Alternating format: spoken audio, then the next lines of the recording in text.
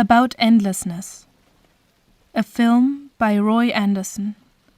Text written by Jorge Yglesias.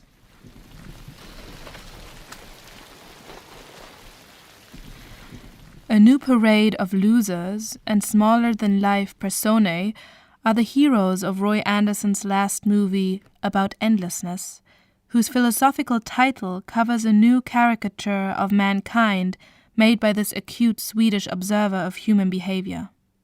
After a successful debut in 1970 and a disheartened flop in his second work 5 years later, Andersson shot more than 400 extremely ingenious TV commercials before reappearing in 2000 when the jury prize in the Festival of Cannes was granted to his third picture, Songs from the Second Floor, the first of a series of long features whose unique style has established him as one of the most original artists of cinema.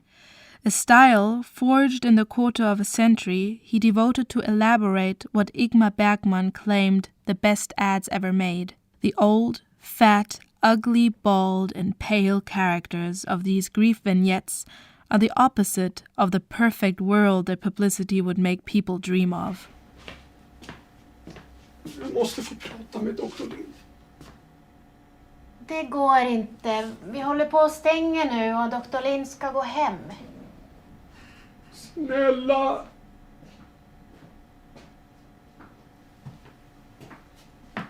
Hej.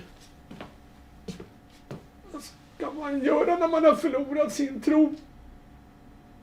Förlåt, men vi ska stänga nu. Och du har ju en tid bokad här nästa vecka.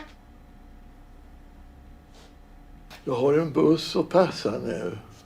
Jag är ledsen, men jag måste hinna med min buss. For those familiarized with the cartoon-like world created by Andersson, About Endlessness is a more succinct variation on his main subjects.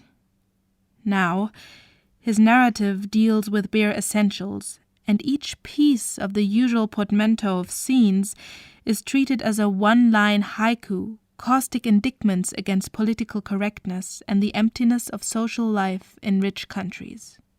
In some way, About Endlessness is planned as an advertising campaign on how silly and rigid the rules of society are.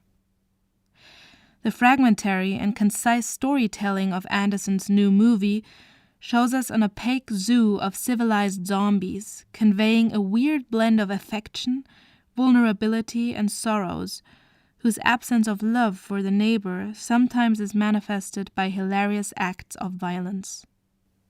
A priest who loses his faith goes to a nonchalant psychoanalyst. An intolerant dentist abandons his jumpy patient. A distracted waiter pours wine on the table of an arrogant customer. A jealous man slaps his wife in a market. 3 young women dance on a small road with imposed joy. A defeated Hitler bursts into a room of his bunker where some officers are part of a premonitory disarray, or an interminable march of soldiers advancing through a snowstorm to a prison camp in Siberia. These are some of the fragments of life represented in the vignettes that follow each other in this film, narrated hors du champ by a 21st century's Scheherazade. Ja, nu ska vi stänga. Nu ska vi stänga kontoret här så... Vad ska jag göra? Ja, nästa vecka får du prata om det. Nej. Jag måste be dig att gå nu. Men vad ska man göra när man är... Man måste passa en buss. Vad ska man göra? Nej.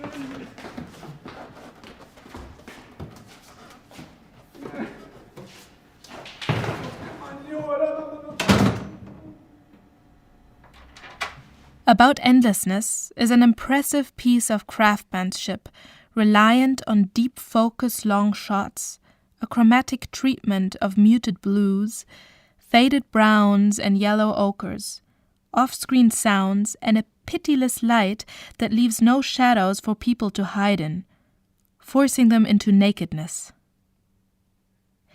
Its meticulous use of space and layout underlines the isolation of the pale-faced Andersson's models. The austerity of Scandinavian design softens every inflection. Its focus on clean, simple lines, minimalism, and functionality constructs spaces free of clutter and ornamentation that emphasizes the defenselessness of the characters, arranged like shapes in a comic strip.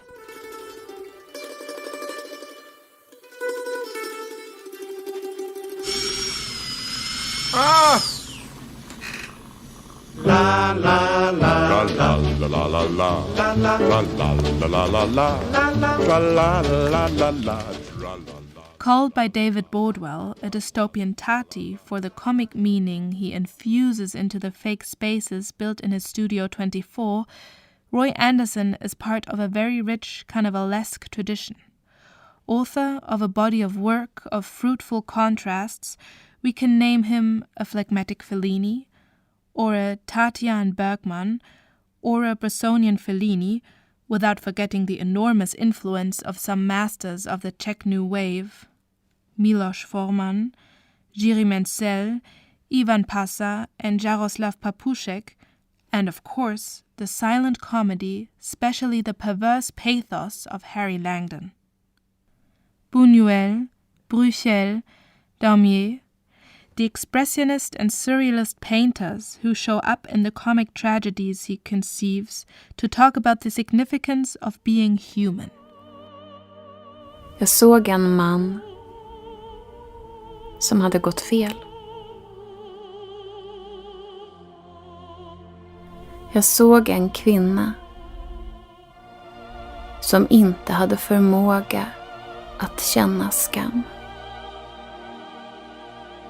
To take a look at some historical events and the banality of everyday life and mix them, displaying a sense of humor that flirts with the uncanny, as Andersson does, is one of the most outstanding feats of contemporary cinema, the evidence that Artifice is the best way to represent the real.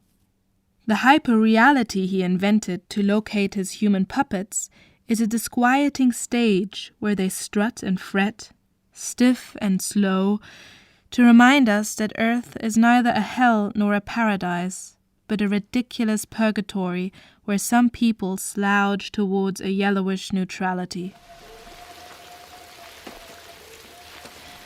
About Endlessness, a film by Roy Andersson, text written by Jorge Yglesias.